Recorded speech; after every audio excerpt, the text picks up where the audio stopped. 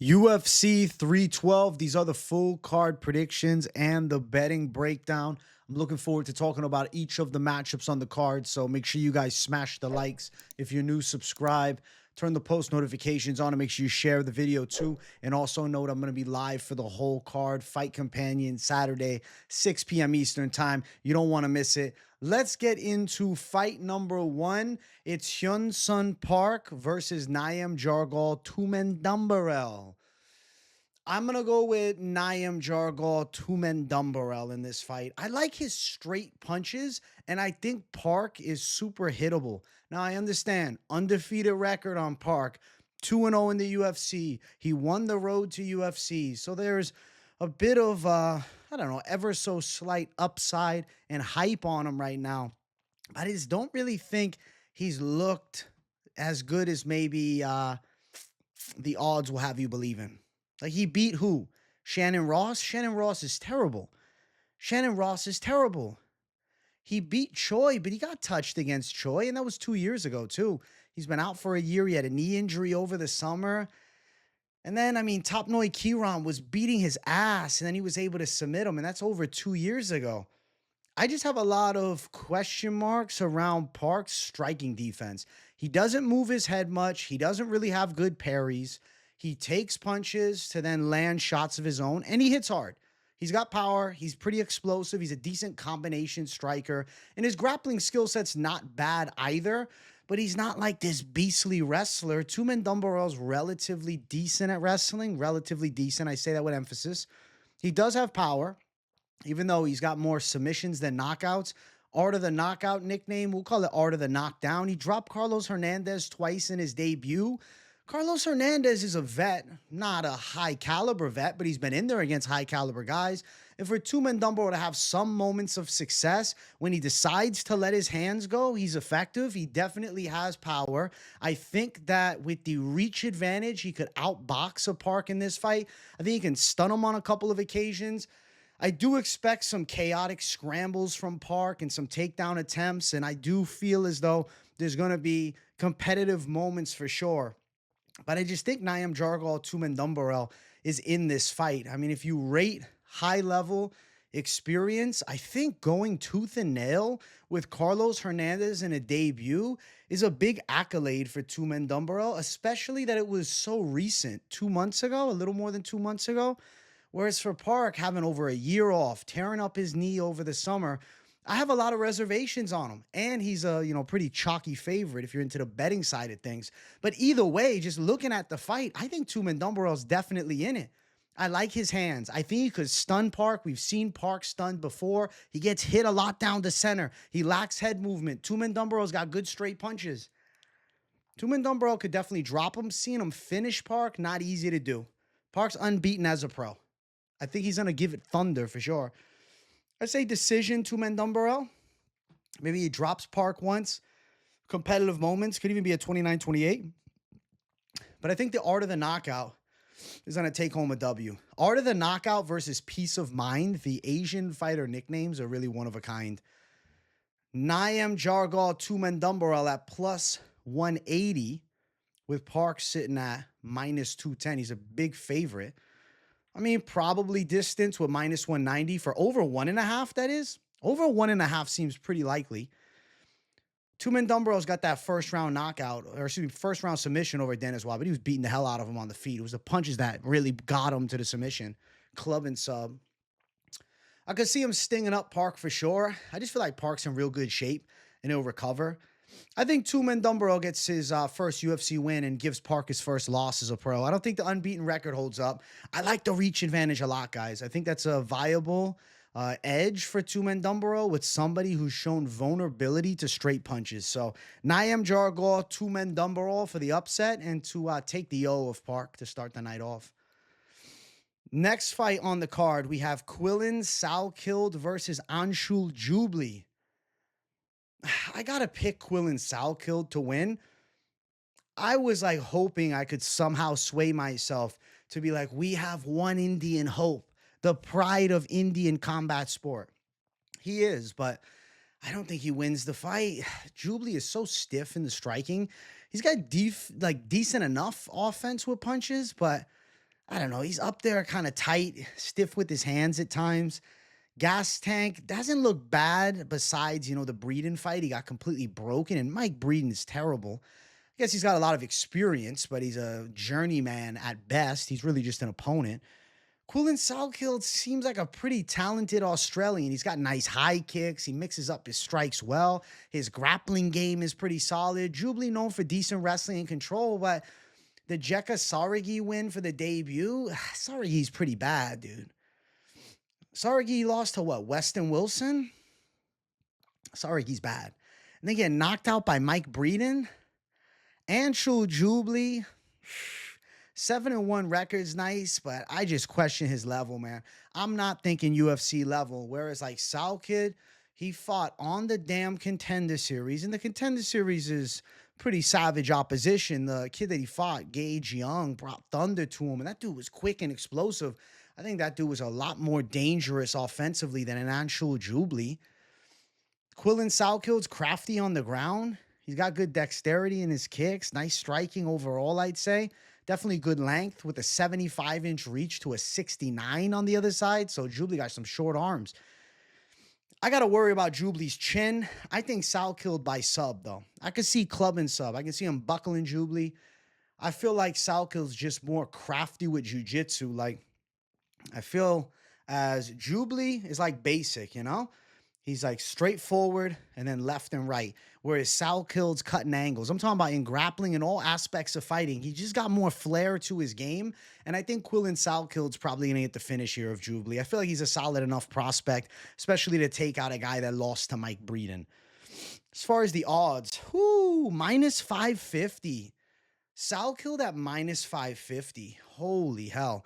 Jubli is completely being slept on now, plus 400, but he's probably going to get choked out, so might not be horrible. We lost the odds. Where'd they go? There they are. Plus 410 for the side of Anshul Jubli, but who's backing the underdog with confidence? I doubt it. Maybe, a couple Indians from the same spot be shouting out their guy, but I don't think so. Under 2.5 at minus 155. I think it's high likelihood of finish. I think it's high likelihood a win for Salkilld. He's very well-rounded. He does it all pretty well. I feel like he showed a chin on Contender Series. He got cracked, but he recovered. And then, dude, he was fighting Gage Young, has some power. He was more clean than Jubli. I think he could probably knock Jubli out, to be honest, when I look at the striking clash. I like Salkilld. He's a good Australian prospect. Got the win on Contender Series, got decent fights in Eternal MMA, which is a, good league over in that side of the world. And I think Salkilld at home, too, he gets a finish of Anshul Jubli. Let's keep running. Next fight. Kevin Jousset versus Jonathan Micallef. Ooh, I'm going to go Jonathan Micallef. I don't like Kevin Jousset's style much. I know he's got decent judo, and I know his striking is okay, but what I like about Micallef is the chaos factor. He's a very high-volume, high-pressure attack guy. He's going to throw until he's done. Like, even his loss by knockout, he got dropped, but he did recover. Now, granted, he was getting outworked in that fight, and Jousset's got good takedown defense for the most part, and I feel like Micallef would find some good success if he's able to get to the back of Jousset. But I feel like he's like slightly quicker than Kevin Jousset in grappling transition spots. Striking-wise, Jousset's a city kickboxing guy, but he's slow twitch. He doesn't have big knockout power. He's got a bit of pop in his hands. He's strong with his judo base in the clinch.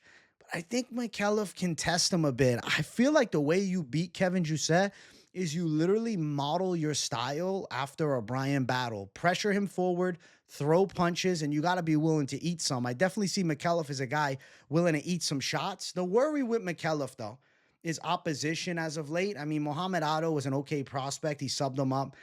This win is not bad, and you see this loss. Bates put him down. It was in round 4, though. He went long.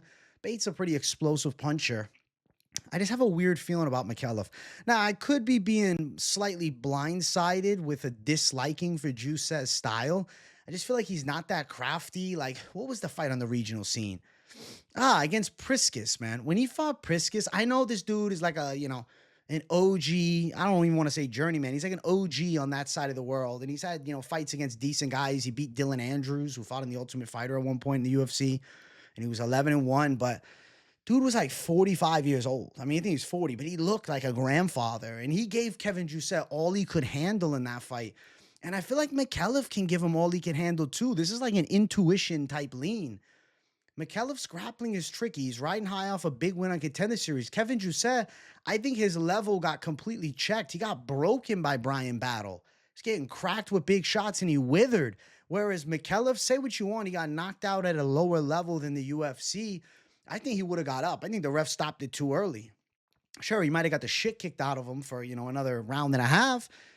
But his toughness is something that I like. And beating a Kevin Jousset, if you're able to take some shots and you just keep pressuring forward on him, keep punching him. Listen, Micallef's also a little bit tricky with his style. He's an awkward striker at times. He has an okay stand-up game. What I like is that he's a southpaw. I think that'll be interesting to see how Jousset fares against that.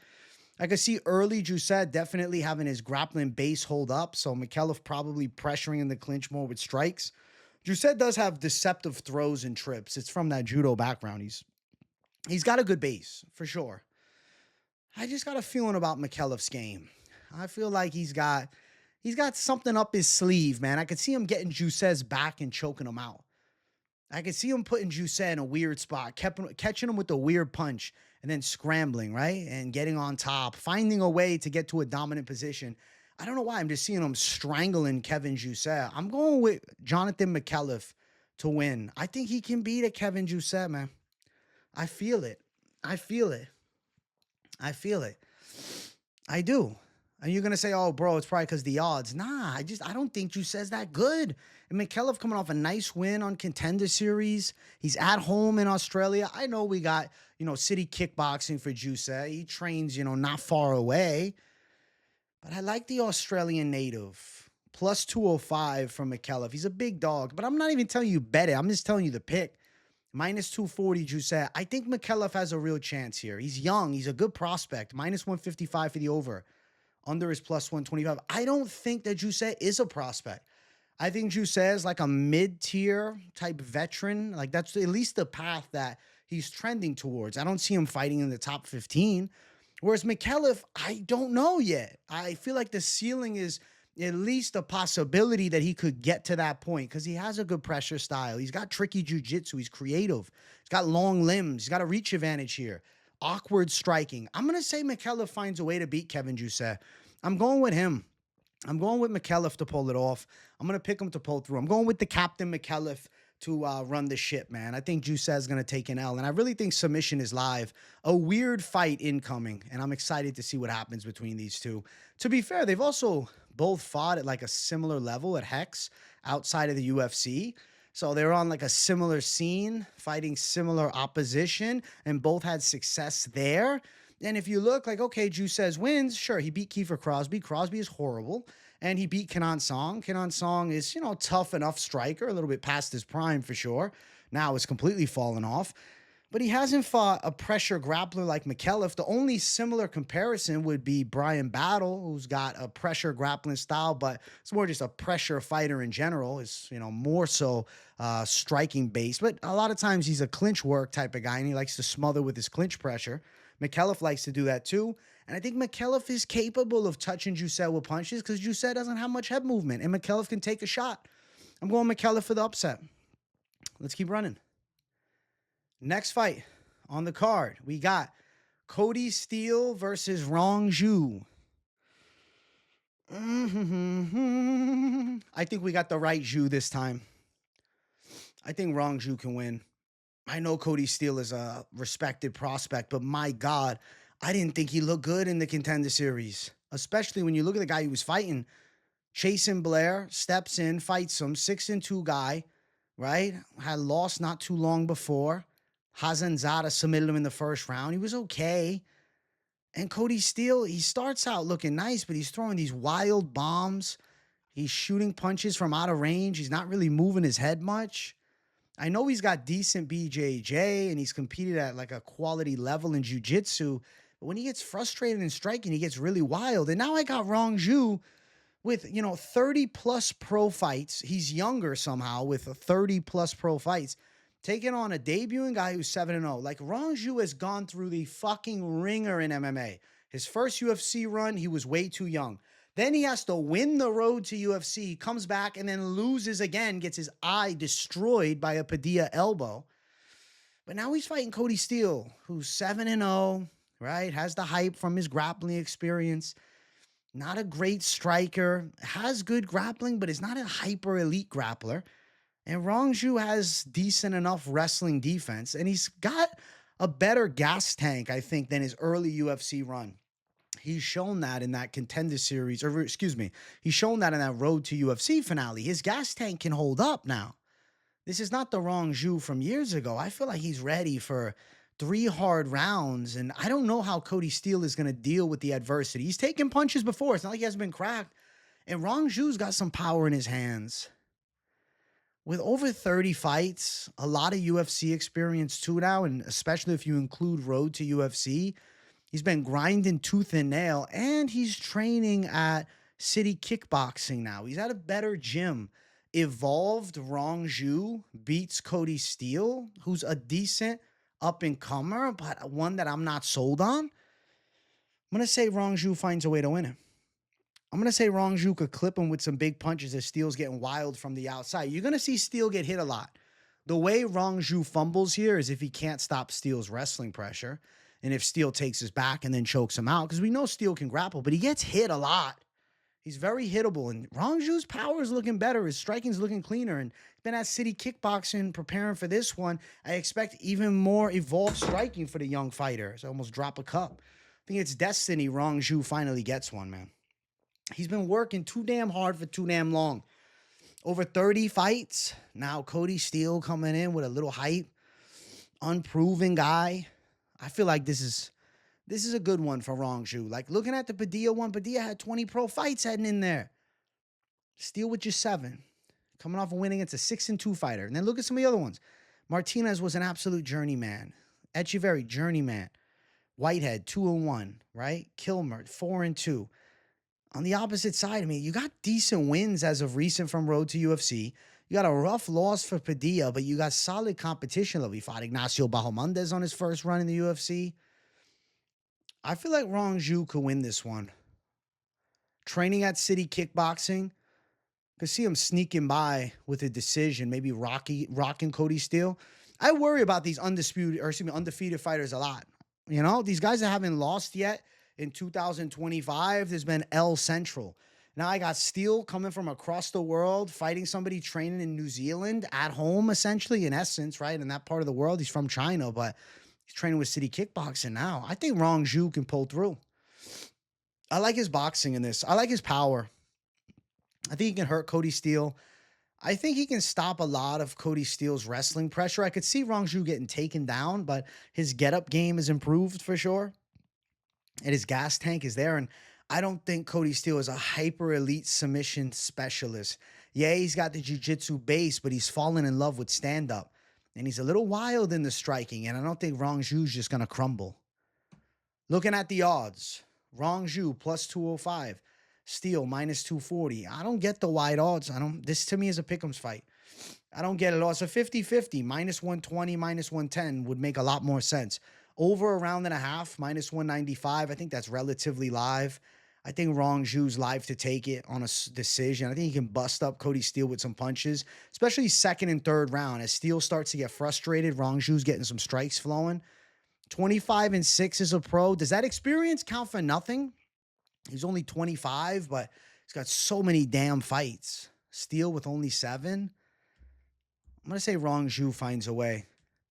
I got a hunch about this one, man. I think Rongzhu catches Steele with some big punches as Steele is throwing wide shots from the outside. If you look at Steele's striking arsenal, it's mostly like hooks. It's just wide punches. He's not really working a stiff jab or anything like that. It's chaotic blitz. He'll sometimes look to time takedowns, but a lot of the time he's looking to throw knockout shots and he's swinging wild and he's there to be hit in the head. And Rongzhu, as many fights as he has, and I'm sure he's watched some of Cody Steele, I think he can capitalize. So I'm going Rongzhu for the upset. Let's keep running. Next fight on the card. Alexandre Topuria versus Kobe Thicknesse. This is the brother of Ilia Topuria. It's not the baby brother either. This is the older brother of Ilia Topuria. He hasn't fought anybody good, but I have to go with Alexandre Topuria. He looks clean watching him work in the fights that I've seen of him as of recent. Not this one, but it's a long time ago. He's got a strong wrestling base. I think he's better at wrestling than Thicknesse. I think his boxing's pretty powerful. I compare his striking actually a bit to Bernardo Sopai. The way that he stands is similar to Sopai.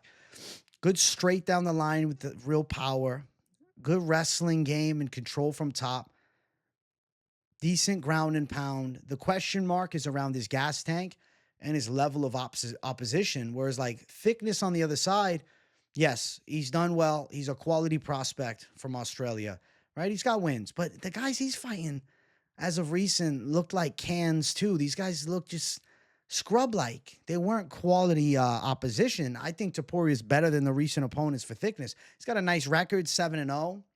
And on paper, the record of his opponents looks better than what Alexandre Topuria is doing. But then you could argue, hey, Topuria's brother is the world champ, and he's getting looks with him. There was like rumors that Topuria, Alexandre, the older brother, was the better one of the two. But then he dealt with some injuries. He had long layoffs, and Ilia ended up emerging as the world champ. But I'm like, damn, he still comes from that cloth.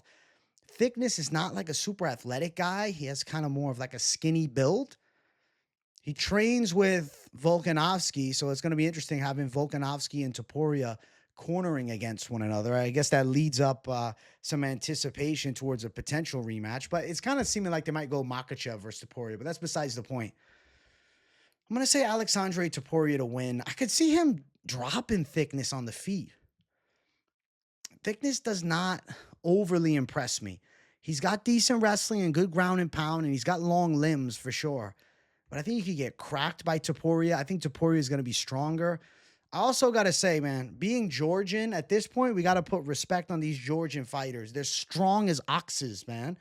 And with Topuria already having the wrestling base, I think he could outwork Thicknesse and get on top, land some big punches. I see striking, and I see Thicknesse probably get knocked out. I'm going with Alexandre Topuria to beat Thicknesse in this one. The odds are crazy wide, minus 550. Wow. Minus 550 for Topuria. Fucking holy shit. Plus 400 for Thicknesse on the other side. Topuria should win. Over around and a half, minus 130, probably. Probably. Alexandre Topuria to debut in the UFC and make waves. I guess I just have a hard time envisioning the brother of, one of the best fighters in the world right now. The slightly older brother that was always known for potential and has shown promise, and they trained together, not at least winning a debut against a Thicknesse, who's coming in on short notice too and also making his debut. So I'm going to go with Alexandre Topuria. I actually think this should be an easier fight than the Kody Haddon one. Haddon was ready to go and like a real blue chip prospect. Thicknesse is a, somewhat hyped up prospect, but on short notice, coming in against Topuria, I think it's a little too much for him. I think he'll probably get cracked. I want to see Topuria finish. I think he's live to finish. I think he can land some big punches and put Thicknesse away. I feel like he's got similar slickness to his brother. And like I said, a set more similar to Bernardo Sopai. I think Alexandre Topuria can actually be good. I hope that he can be good. We'll all hope that he can be good. I got to pop in the Zin real quick, and we'll dedicate it to Alexandre Topuria. Shout out to Zins for him to pull through. So we're riding with it. Let's keep running. Next fight on the card, we got Cong Wang versus Bruna, Brasil. Cong Wang. Wang gang. Wang gang's got this one. Cong Wang should beat Bruna, Brasil. I know Bruna, Brasil's improved a lot since training with Fighting Nerds, but understand that this is at 125. Bruna, Brasil's fighting a girl that's a little bit bigger than her now. Normally, she's pretty big at 115, but she's moving up in weight here, and she's taking on a masterful striker, a true high-caliber kickboxer who's incredibly explosive, has slick combinations, dangerous hand speed, nasty kicks, punching power, too. Yeah, she got caught by Gabriel Fernandez, but Fernandez has like a stocky, unexpected athletic ability, right, with her punches. And she's definitely a more powerful puncher than Bruna Brasil. Brasil is a crafty fighter, and she's a quality kickboxer. She has good striking from range. She picks her shots well from the outside. She manages distance pretty well. She got nice knees up the center, nice teeps, and her jiu-jitsu's not bad. But I think she's just going to be dealing with a little too much against Cong Wang here. Wang's going to be bigger, but also I think quicker. Stronger too. Even if Brazil has the techniques down, I think her attacks are going to get stifled if she looks to take it to the floor. I am feeling like Bruna Brasil could survive until the final bell.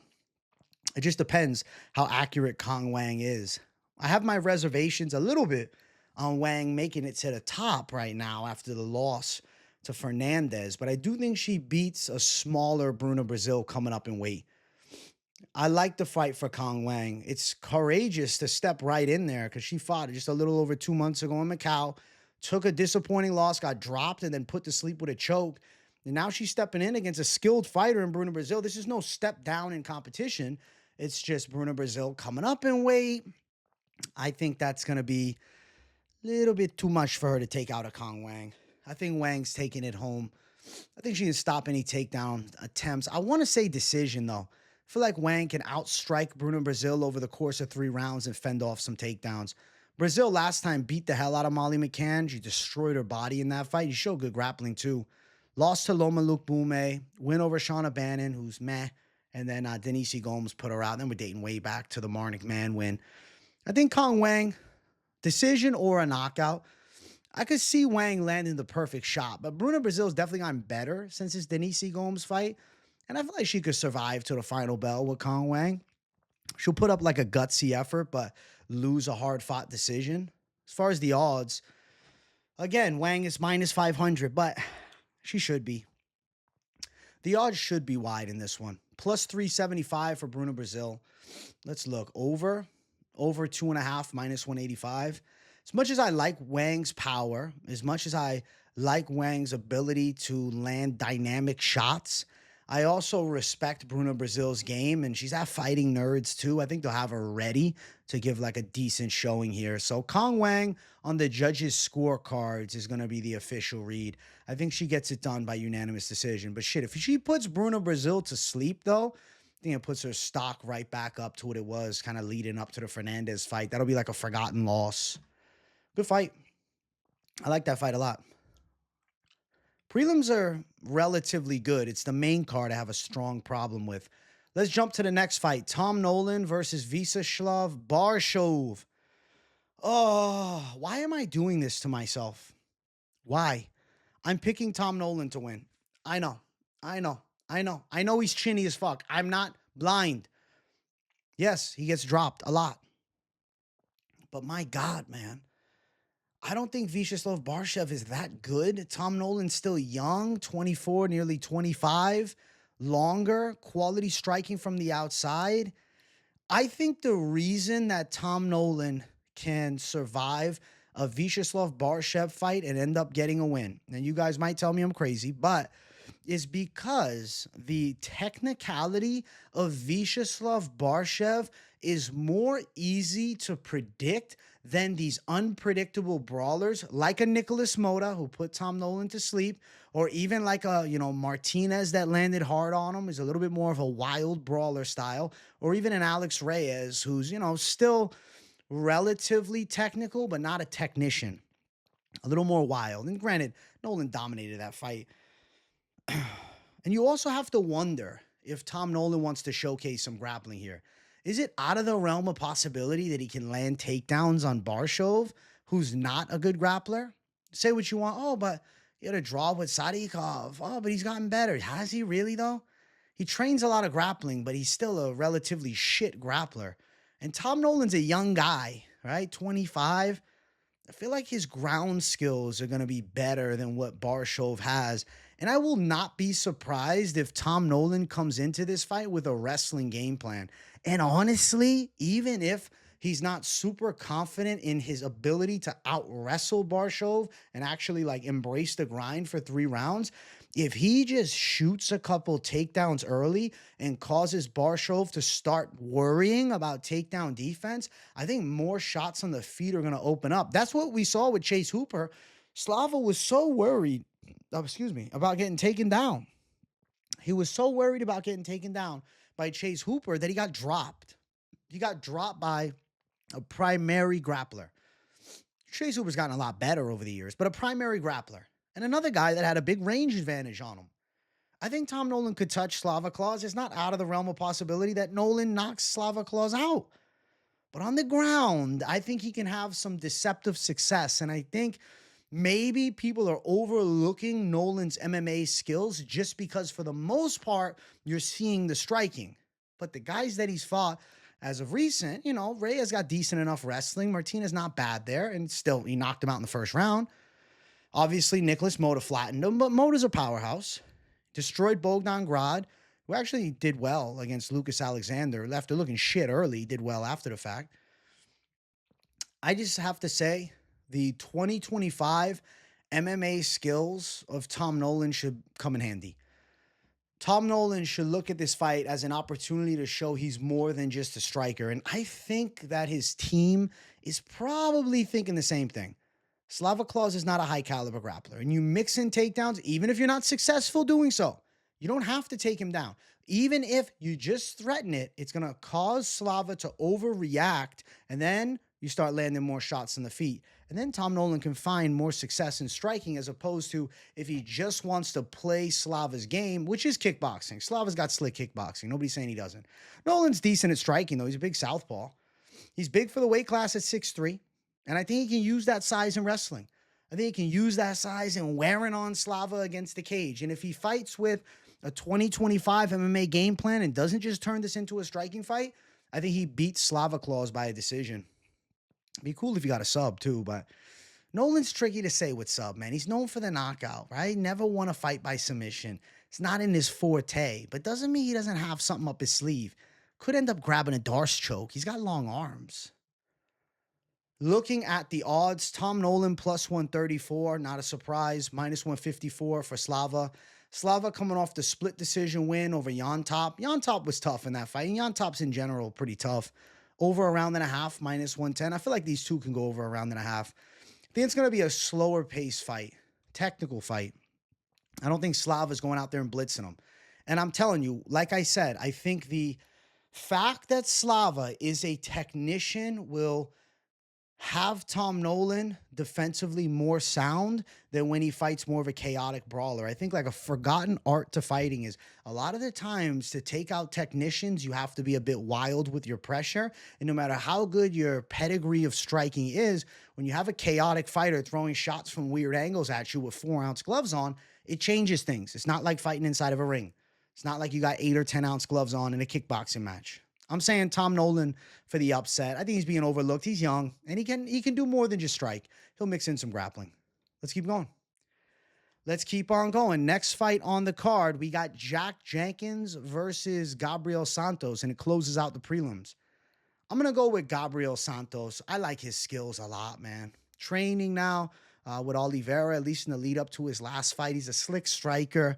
Very clean with his movement. He's elusive, right? And darts in and out of range pretty well. He's got power for sure. He's got nice knees on the inside to the body. Uses a tie clinch well. Good elbows too. Grappling skill set is definitely there. I like his stand-up a lot. Very good kicker, but has punching power. And like if you look at his fights, he looks good in every fight in the UFC. Split decision in his debut against Lerone Murphy. That's massive. David Onama knocked him out, but he was winning the fight. Onama is just an absolute freak powerhouse. And then was beating up Yiza really bad, but Yiza just simply too tough. And then Santos gets touched a bit, but still wins a dominant decision. Now he's taking on Jack Jenkins, who's honestly a bit underrated at this point. Jenkins is really clean on the feet. He's got gnarly calf kicks, and he's actually got pretty good boxing. Not super powerful, though, but does have good technique on his shots. In a tit-for-tat striking battle, I think Santos is going to be a bit quicker and a bit cleaner. Going to have a slight range advantage, too, and I also could see him landing shots in the clinch on Jack Jenkins. And if they were to go to the ground, I think Santos is better. People do forget, this fight here against Chepe, Jenkins was doing real good in the first round, and then second round, I mean, Chepe's dog pressure literally broke his arm. And then Jenkins last time, he fought a bum. Herbert Burns is ferocious. Ferocious. Is that even a word? Atrocious. Horrible. My hair is getting too damn long for the hat, guys. Holy shit. If you see me moving it, it's because I feel like my hair is about to knock it off my head. I think Gabriel Santos picks him apart. Jenkins will have moments. When I say picks him apart, I don't think it's going to be like 30-24 or 10-8s all around for every round. I think there'll be moments where Jack Jenkins lands okay shots and then Santos lands better ones. Santos is pretty precise, and I think he's got nice timing. I can see him catching Jenkins with good shots. I'm going to say Santos wins by a decision. Competitive fight in a good prospect battle, but Santos going to be a bit better. Looking at the odds, minus 225 for Santos. Jenkins at plus 190. I think the odds make sense here. Santos deserves some love and respect for, doing as well as he did against Lerone Murphy on short notice, even if he lost the fight after. Over 2.5, minus 185. I think these guys are doing a 3-round technical affair, and I think Jenkins probably gets cut at some point with an elbow in close, and I think Santos is taking it home on the cards. I don't think we got a robbery incoming. It's going to be competitive, but I don't think it's going to be robbable, right? I think that Santos is going to still clearly win the fight. He'll do more, a little bit slicker, a little bit more powerful, a little bit faster, just simply a little bit better everywhere. And at 28, I also think Santos has top 15 potential, and I'm excited to see if he lives up to it. So Gabriel Santos to beat the Australian. We're going with him to win. Let's go. Santos to beat Jack Jenkins in a good fight. Jenkins is tough, though. Jenkins not a bad fighter. He'll give a decent showing for himself. I think the Australian fans will be proud of his heart. Just not going to be happy with him losing at the end. Let's jump to the main card. If you guys have not, make sure you smash the likes. And if you're new, subscribe. We got Jake Matthews versus Francisco Prado. I'm going to be going with Jake Matthews to win. You got to stick with a crafty veteran. Dude has 20 UFC fights, and he's literally 30 right now. He's been around forever.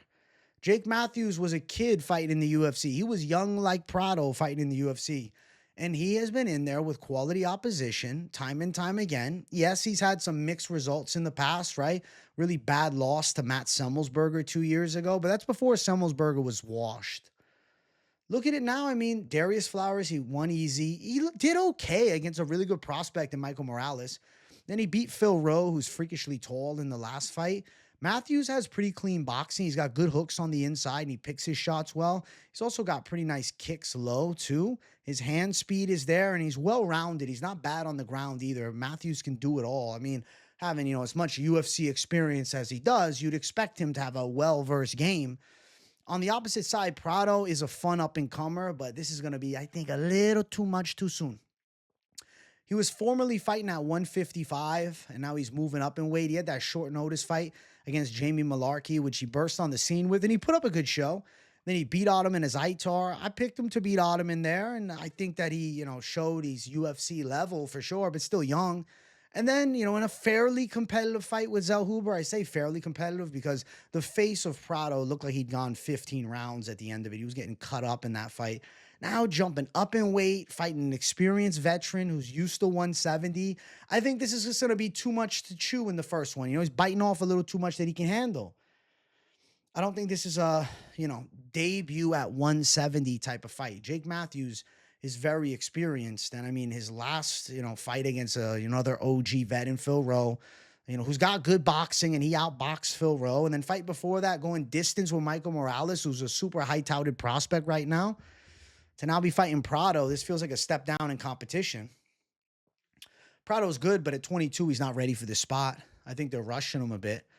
We're in Australia. I think it's a chance for Jake Matthews to win in a fun fight. The reason Prado's in this spot is because he doesn't back down from a good fight. He's a brawler. He's a fun brawler. He's got big hooks. He hits hard. He can rip combinations in close, but he's also very hittable. And I think that Jake Matthews going to be a tad bit too well-versed and crafty for him.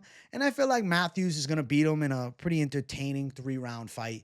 Going with Matthews to win to start off the main card. He's a minus 210 favorite. Prado plus 180 is the dog. To be fair, though, Prado is in amazing physical condition. I saw him on Instagram flexing. He looked shredded even at 170. I'm curious to see if this version of Prado is a level up from what he was given at 155. Maybe the weight cut was really killing him. I don't know for sure. Only time will tell, but the evidence that I have of Prado's game is Matthews should be too crafty, too experienced, and probably just like too precise with his hands as well for Prado to walk him down and bully him. But I like this jump up and weight for Prado. A little bit on the, average or shorter side at 5'10" in the welterweight division. But if he's got some like massive physical strength, he's now transferring over. Maybe his power goes up. I'm very excited to see what a 170 pound version of Prado looks like. I just feel like to debut at this weight against Jake Matthews and win and beat him on his home soil, that just don't seem likely. So going with Jake Matthews, the 20-fight UFC veteran, to get the win. Let's keep running. Next fight on the card, we got Jimmy Crute versus Rodolfo Bellato in what I'll call the head scratcher fight of the night. Reason I say that is because I thought Jimmy Crute was retired, and then come to find out he has found God and made his way back to fighting. He said he's not putting the same pressure on himself like before. He said he doesn't define himself by wins and losses. He has value now, which, okay, I respect it. I'm happy he found God. But what I've seen when he fights is he didn't want to do it anymore. The last time he fought, Alonzo Menafield broke him. He gave Alonzo that submission. Jimmy Crute at one point was a decent prospect from Australia who had relatively good jiu-jitsu. His striking was okay, kind of had power, but was never super clean. Was always a little heavy-footed, I felt. And now he's fighting Bellato. I'm picking Bellato because I got a guy who wants to do this bad. He didn't retire and disappear and then now come back. Bellato has been grinding and dreaming for a spot in the UFC. He's been dreaming to be a Jimmy Crute. Ding, ding. He's been dreaming to be a Jimmy Crute.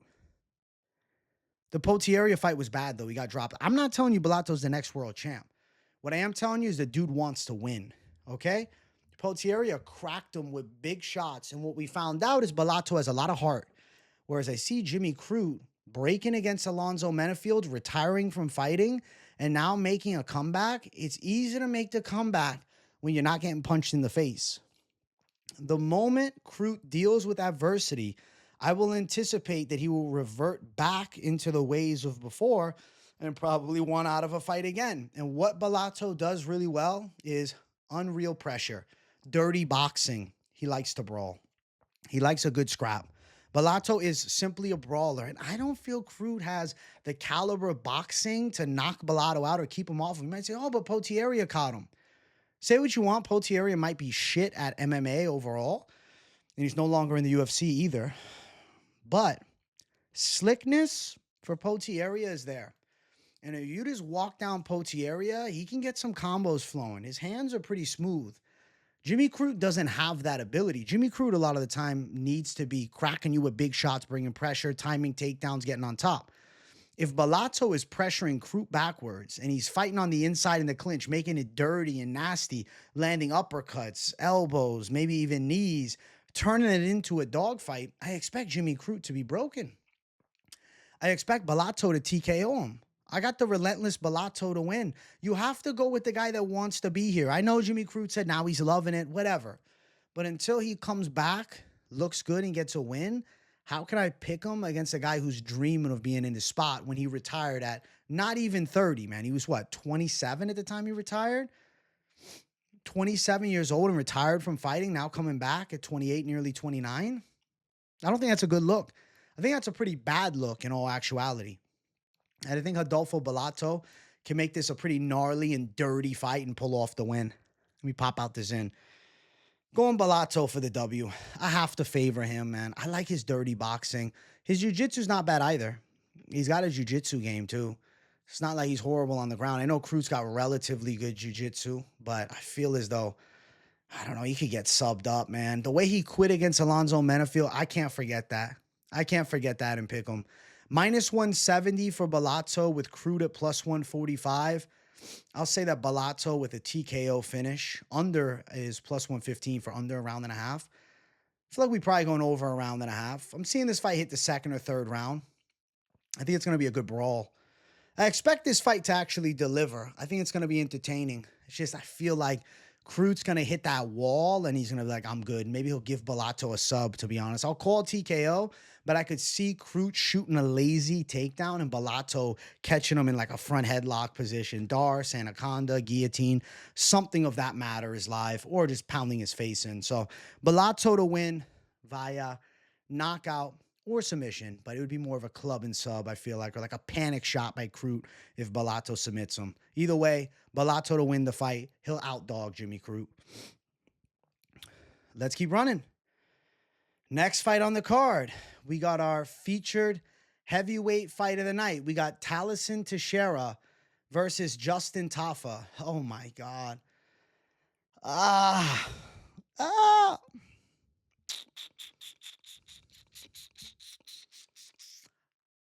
I'm going with Justin Tafa. I don't think Talison Teixeira is good. Watching him on Contender Series, he was getting punched in the face by a Brazilian journeyman a lot, who was just throwing wild, chaotic punches at him. He has a Brazilian Jiu-Jitsu black belt, they say, but all of his fights, he has used striking, and they have all been against people who suck, okay? The people that Teixeira has fought absolutely suck, okay? You could say, oh, but look at Justin Tafa's wins. Austin Lane's terrible. Yeah, but he's a lot better than the guys Teixeira was fighting. Oh, but Parker Porter, better, okay? Harry Hunsucker, better. The level of opposition that Talison Teixeira has might as well be nothing. Fonseca, this guy didn't want to be. He was running from him. Oh my God, these guys were not good. 2-1, 4-15, 1-1. And then he beats a 6-1 Arthur Lopez, who had one fight since 2019. He's 6'7". He's got an 83-inch reach. What else good? Oh, he's got a Brazilian Jiu-Jitsu black belt that I've never seen used. So on paper, he has a black belt in Jiu-Jitsu. So on paper, he should take Justin Tafa down and win by submission. On paper, that's what he should do. He's got a 9-inch reach advantage, and he's got a good straight. But Justin Tafa does work his way on the inside well, and Tafa's used to being shorter. Tafa's got a lot of UFC experience now. He lost to Carl Williams last fight, but Williams got the wrestling game. Tafa hit him with some decent shots. Talison Teixeira is a 25-year-old heavyweight who's 6'7" with an 83-inch reach. But my God, I don't even know if he's UFC level. He's beaten bums. He's got the look to be UFC level, and he's in a massive spot. The featured fight of the night is Justin Tafa, Talison Teixeira. We got a debuting heavyweight from Contender Series. I think the UFC is maybe like banking on either Tafa with a sensational knockout to build his lore a bit, or Talison Teixeira to chin him, and then they actually can match up Teixeira against maybe some of the better heavyweights, and they put him on the fast track. I don't know. The fact that this is the featured fight of the night was surprising. I know it's a fun match because big heavyweights, and I guess now that there's no longer Tai Tuivasa fighting on these cards, you know, because I think he's retiring. He hasn't officially, but I think he's gonna. Justin Tafa is like the Samoan's last hope. And in a striking fight, I think Tafa's got it. Talison Teixeira hasn't shown us wrestling. Brazilian Jiu-Jitsu black belt, okay, around his waist or on a fucking shelf somewhere, means nothing to me when I haven't seen your MMA grappling at a high level. I haven't seen you fight at a high level. Talison Teixeira is getting caught by wild shots in his last fight against Arthur Lopez. Was not good. Justin Tafa connects. He puts you to sleep. He puts people to sleep. Justin Tafa hits really hard. Yes, he's got disadvantages in the height and reach by a very, very large amount. Yes. Could Talison Teixeira crack him from the outside? Sure. But Tafa's chin normally holds up pretty well. He's not chinny. He's a Samoan fighter. He takes a good shot. He hasn't lost by knockout since his UFC debut. I feel like Justin Tafa can do it. I feel like he can do it, man.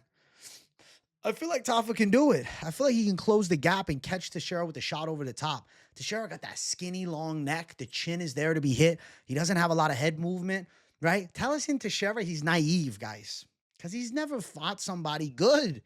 He's never fought somebody decent. He's fought all cans. So his expectation of what a fight is completely different. Dog, I'm doing research on Talison Teixeira, and he's sparring 5 foot tall people in the gym. Now, granted, he's but Tafa's short. Yeah, but Tafa's a real heavyweight, though. He's 6 feet, but he's a heavyweight. He hits like a heavyweight. Teixeira sparring middleweights and welterweights is not going to do good. He's sparring 2 people at once. That's how they got him prepared. I saw a picture of him with his team. Everybody's up to his shoulders. Oh, but Tafa's short. Yeah, but he's a heavyweight, though. He hits like a heavyweight.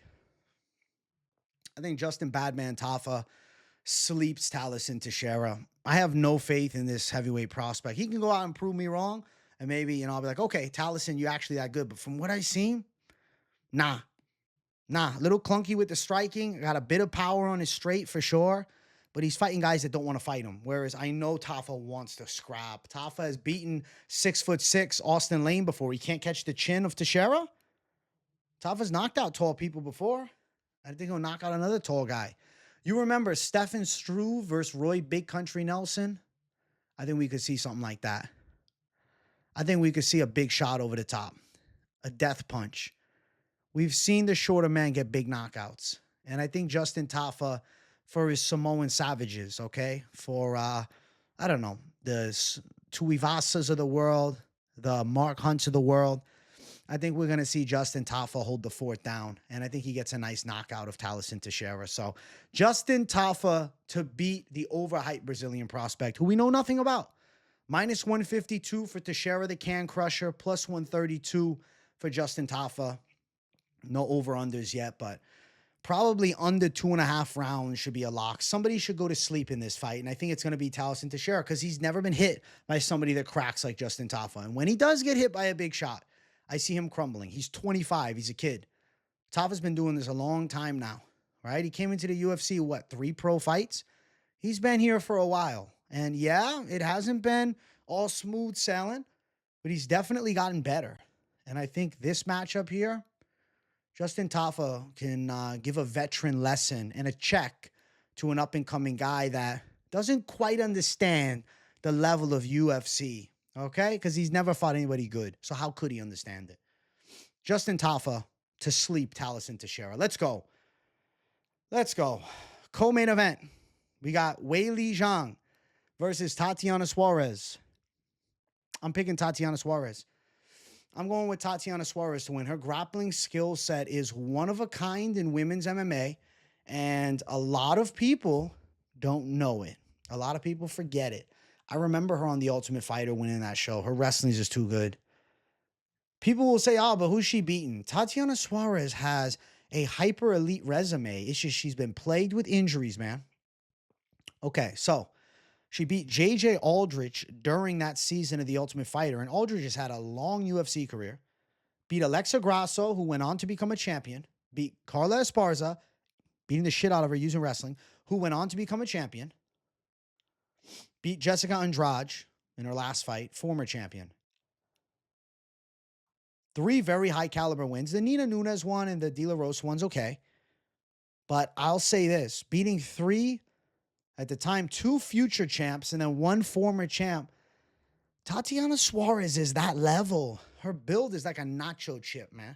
She's got like broad shoulders and a thick back, but then she's got like skinny legs like that. Very interesting build, but I'm telling you, it's a grappler's build. The control from top with her long arms and broad shoulders, she's an absolute monsoon. You have to watch for her gillies. Her fiance or husband, Patchy Mix, nasty gillies, nasty front headlock chokes, nasty body triangles, right? He's currently the PFL Tour champ for the bantamweight division, if that even exists. The grappling skills of Suarez are high caliber, and she has like man strength, okay? She's not like most of these girls. She's got different strength on the ground. A lot of these girls have never felt that type of grappling strength. Now, Weili is 25-3. She's a decorated champion. She is 35. Not saying being 35, you instantly write them off, but I think she can get outworked on the ground here by Suarez. Weili has hyper-elite stand-up, crazy combination ability, nasty snapping kicks, good boxing on the inside. She's got good wrestling too, but if she shoots on Tatiana Suarez, I can see her getting choked out. Suarez's striking is not bad either. She's got decent length. She's got a 3-inch reach advantage here. Decent straight shots from the outside. I don't see Weili knocking Suarez out. I think Suarez is eventually going to drag Weili to the ground and strangle her. I'm going with Tatiana Suarez by submission. Weili has had a great run, and Suarez has had a lot of hiccups on her way, but she's never lost a fight. She's still 10-0. And I think Suarez 11-0 and world champ is what's coming. I see it. She's always been that level. I remember when Suarez was out on the sidelines and Esparza became champ, but I remember thinking to myself, damn, bro, but Suarez beat the shit out of Esparza. Tatiana Suarez is game AF. Just unfortunately, we haven't seen a lot of her because injuries. But I think she's going to show up to this fight 100%. And we're going to see something special in grappling. I don't want to oversell it, though. Oh, it's like Habib-like. It's like a female Habib. It's different. But her grappling skills are really, really good. And she is going to be a lot better at grappling than Weili. And I think she's going to get Weili down. She's going to beat her up. And I think she's very live to choke her out. So Tatiana Suarez to win by submission. I see her as the new champ. Listen, Yan Xiaonan win, fabulous. Nearly choked her out in the first round, out-grappled her. Did get taken down at one point of the fight, but got right up. Striker for the most part. Okay? Amanda Lemos, striker for the most part. And Lemos almost got Weili in a couple of awkward ghillie attempts from the bottom. Beat the hell out of Carla Esparza here. Beat Joanna and Jaychuk. That was a sick knockout. That was a great rematch. Lost to, Doug Rose in a pretty back and forth fight 3 years ago. It just feels like it's Suarez's time to shine now.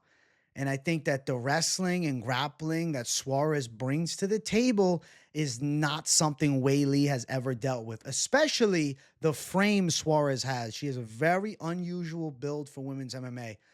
Thick, broad shoulders, very physically strong, and an ace with grappling overall with crafty subs. I'm going with Tatiana Suarez to win. -110 for new champ, -110 for Zhang, Suarez, and Zhang. Even money. Even money. Submission win for Suarez. What is that? +370. I'm picking Suarez by sub, guys. Suarez is going to submit her. I don't think we're going distance. I think Suarez is locking up a submission and forcing Weili Zhang to tap in epic fashion. I'm telling you, she's going to be a dominant grappler in this fight. I don't know how many fights Suarez has left in her career. She could win this belt, get injured, and never fight again, but she's going to win the belt. She's going to beat Weili Zhang. Tatiana Suarez, submission, and new champion. A new level of grappling will be showcased. I've known about it for a long time, and if you're a hardcore, you've seen Tatiana Suarez's grappling level. Weili, she got to be ready for something different. This girl's built different. I'm telling you, this girl's built different.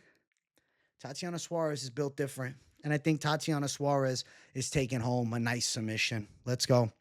New champion in the co-main event to be crowned is going to be the official prediction. I think she'll actually mix it up a little on the feet early. Time a takedown. Weili's getting dragged down. If Weili shoots, she might get gillied.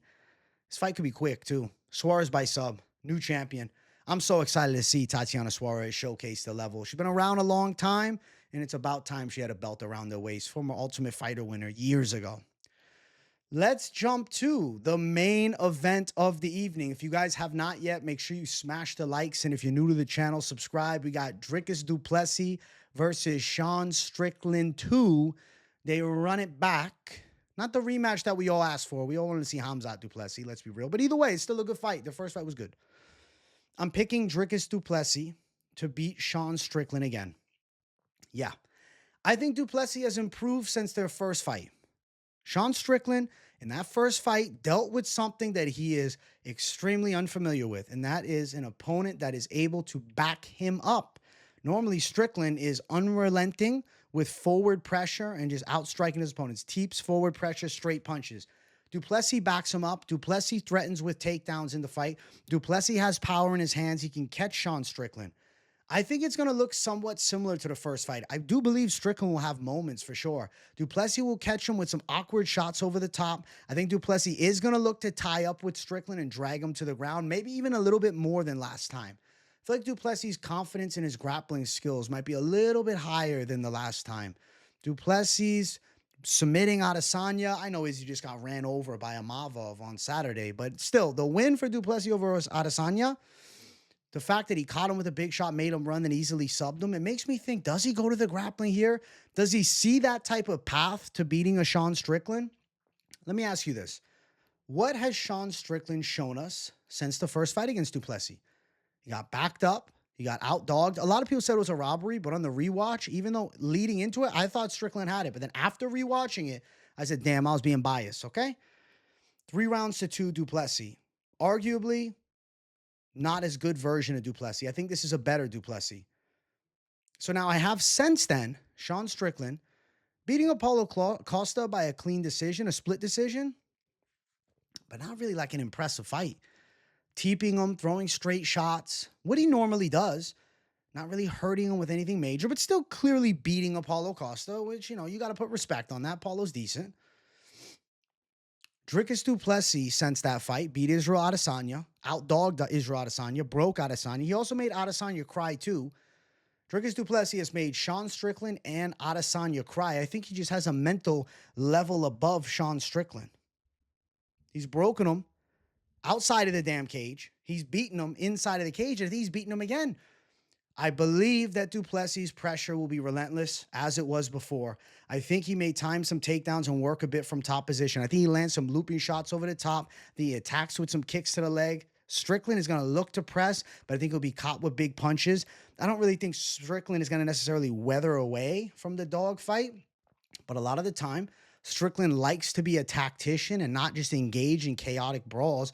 And that causes him against the Dricus du Plessis to be more defensive even than normal, right? And then forcing him to back up from the exchanges, not wanting to engage in a back and forth war like that, probably because it favors du Plessis. And if Strickland sets his feet to brawl like that on the inside, du Plessis definitely has the ability to take Sean Strickland down.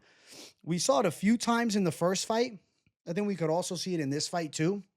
I think du Plessis is going to build off of what he did to Strickland last time, because he has to know, okay, Strickland couldn't hurt me. Strickland can't hurt me. Strickland is going to back up as I bring forward pressure. Strickland's going to have to really hit du Plessis with some bombs to keep du Plessis off of him. The thing is, Sean Strickland, though he has good hand speed and good boxing, does not have a lot of punching power. And I think du Plessis does not respect the power on the opposite side, and that's something you have to do to du Plessis to keep him off of you, because if you don't, he's going to walk you down. Strickland doesn't necessarily have the slickness from range to counter-strike. I think du Plessis and Strickland might look relatively similar to the last one, but du Plessis a little more dominant. I'm going Dricus du Plessis to outwork Sean Strickland, pressure him backwards, make him uncomfortable, and time some takedowns, and do it again. He beats him again. Unanimous decision, but I think this time will be with less doubt, more clear. Odds for the fight have du Plessis at minus 210, the favorite. I agree. Plus 180 for Strickland as the underdog. Over 4.5, minus 170, so it's expected to go long. I'm curious. Du Plessis to win by decision is what? Plus 190? Probably a decision. Du Plessis by sub, plus 500. That would be DGen AF. Du Plessis has decent subs, but Strickland's jiu-jitsu defense has always been good. Sean Strickland is a hard guy to submit, and I think du Plessis more so outworks Sean Strickland in a 5-round back-and-forth type of fight where du Plessis does more. Strickland gives an okay showing for himself, but he's clearly going to lose. I think Dricus du Plessis taking it home. Beats Strickland for a second time, so he's going to 2-0 Sean Strickland, and then UFC, please, can we get this Khamzat Chimaev fight cooking already? Can we get the Khamzat Chimaev fight cooking? Fingers crossed. But it might be Nasruddin Imavov. Maybe he jumps the line. I don't know, because Imavov knocking out Adesanya was crazy. Oh, my God. Oh, my God. We'll talk more about that during the live streams. You guys already know my reaction. You saw it live, but holy smokes. Thinking of it now, the middleweight division is as lit as it has been maybe ever. There's so many savages at middleweight right now, and I think there's some really compelling matchups with good up-and-comers, right? The new generation and the OGs still trying to hold the guard. And I think du Plessis stays on top. Du Plessis beat Sean Strickland. Competitive fight, 48-47, 49-46. I see him taking out Sean Strickland again. Guys, I hope you enjoyed today's full card breakdown. You know I enjoyed it. What a wild-ass card. Let me know in the comments what you thought of the picks. I'm very curious what the people are thinking and how I'm aligning with everybody prediction-wise on this card. I'm looking forward to seeing these fights Saturday. Make sure you guys smash the like button here. If you got nothing to say in the comments, W to boost the algorithm for your boy. If you're new to the channel, subscribe. I got daily content and daily lives. You don't want to miss it. I appreciate you all for watching. Turn the post notifications on. And don't just keep them on personalized. Put them on all so you don't miss a video. UFC 312 coming at you guys Saturday. Not the most stacked pay-per-view. One of the worst pay-per-views, if not the worst, to the 300 era. But I do think Though it lacks name value, it'll live up to the hype as far as entertainment at the very least. I think we got good fights coming. Thanks for watching, guys. I'll see you all in the next one. Peace out.